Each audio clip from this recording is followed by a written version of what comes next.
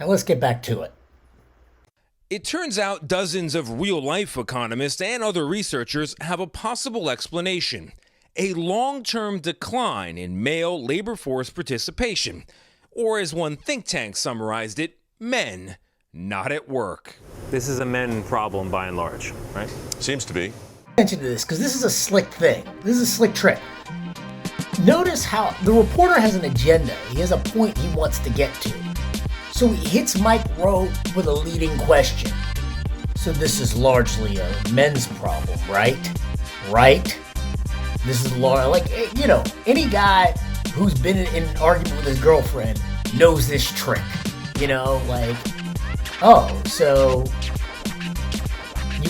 So you were looking at that girl, right? No, don't lead me.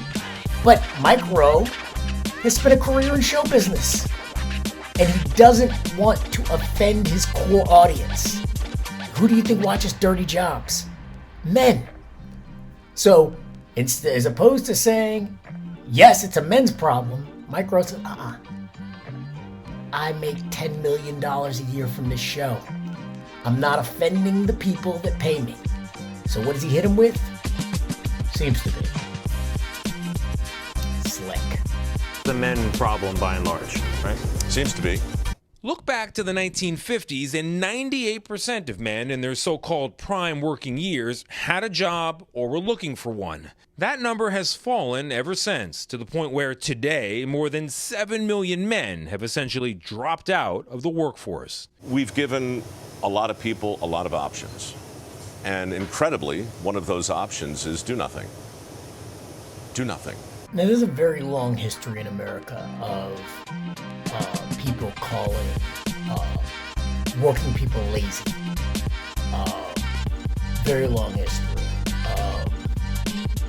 Right here you see one of the founders, Bernie Marcus, talking about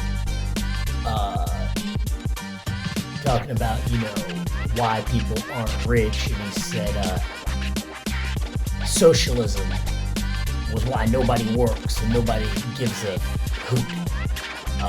Just give it to me. Send me money. I don't want to work. I'm too lazy. I'm too fat. I'm too stupid.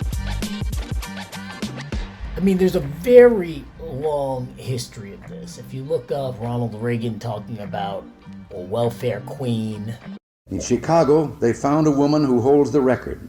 She used 80 names, 30 addresses, 15 telephone numbers to collect food stamps, Social Security, veterans benefits for 4 non-existent deceased veterans' husbands, as well as welfare. Her tax-free cash income alone has been running $150,000 a year. Even during the financial crisis, who did they blame at the end? Poor people. I have a feeling that in a few years, people are going to be doing what they always do when the economy tanks. They will be blaming immigrants and poor people. Banks took the money the American people gave them and they used it to pay themselves huge bonuses and lobby the Congress to kill big reform. And then they blamed immigrants and poor people. And this time, even teachers. They blame poor people. Poor people aren't in charge of anything, really. Not much. But they blame poor people. And here you see the same stereotype at play again. Well, what's happening? People are lazy. They just don't want to work. It's a very long history. It's a very common old trope. There's nothing new here. We've given a lot of people a lot of options. And incredibly, one of those options is do nothing. Do nothing. All right, first of all, let's talk about a couple of things. Let's talk about a couple of things right now. They're talking about in 1950, and this is what really annoyed me. This number right here. First of all, you got to look at a couple of things. First of all, in 1953, what was the population? What was the population of 1953? Population of U.S., let's just say 1953 versus 2022. What was the population of the U.S. in 1953? And this is how you knew. This is exactly how it's done. So let's look. What's the population of the U.S. over time? Population of the United States over time, and where's this data coming from? United Nations World Population Prospect. So you can trust it. It's from the United Nations. They'll tell you what's going on. This is what they think is going to happen in the future, but this is what's happening now. All right, so let's just look at 1953. 155 million people.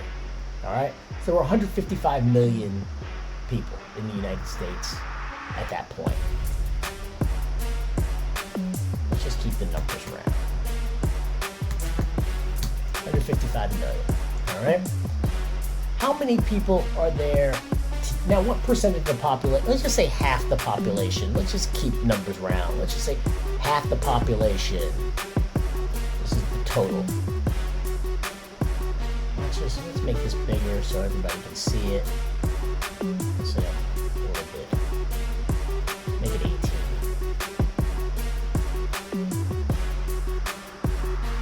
So 155 million people. Now in 2022, what's the population of the United States? We're going to go right back to the same chart.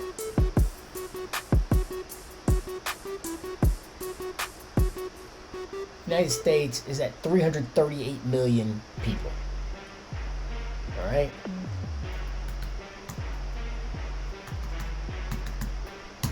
Okay. So let's just say, what is the percentage of men? Let's just say that's half. Let's say it's half. Now, I know it's not, but let's say it is. All right. So let's just say equals this times 0.5. So great. So now we have, now look at this. First of all, he's talking about 98% full employment among men. These in 1953. Right now, the population of men in America is greater than the population of all of the United States in 1953. But let's just keep going. Forget about all of that jazz. Let's just keep going. Next, let's remember what happened.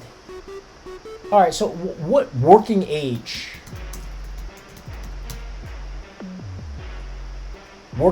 men. Now, how do we know what percentage of people generally are of working age? Well, what we should do, if you really want to know what's a working age, all you have to do is kind of, look it up.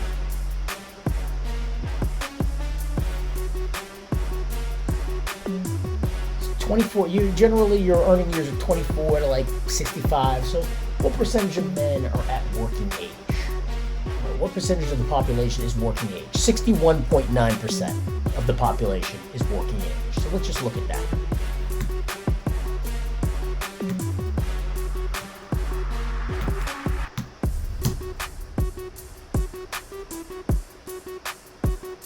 So there are 104 million working age men today, compared to 47 million working age men. All right? Now we know what is approximately going on. First of all, the country had half the people. It less than half of the working age men. So it was less than half the people and less than half the working age men. Second, if you don't realize this, what happened in 1948? Well, I can tell you what happened in 1948. It's very simple. 1948 history.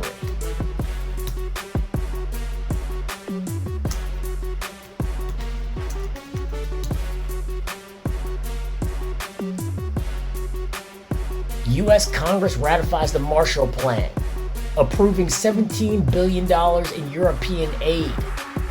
What does that mean?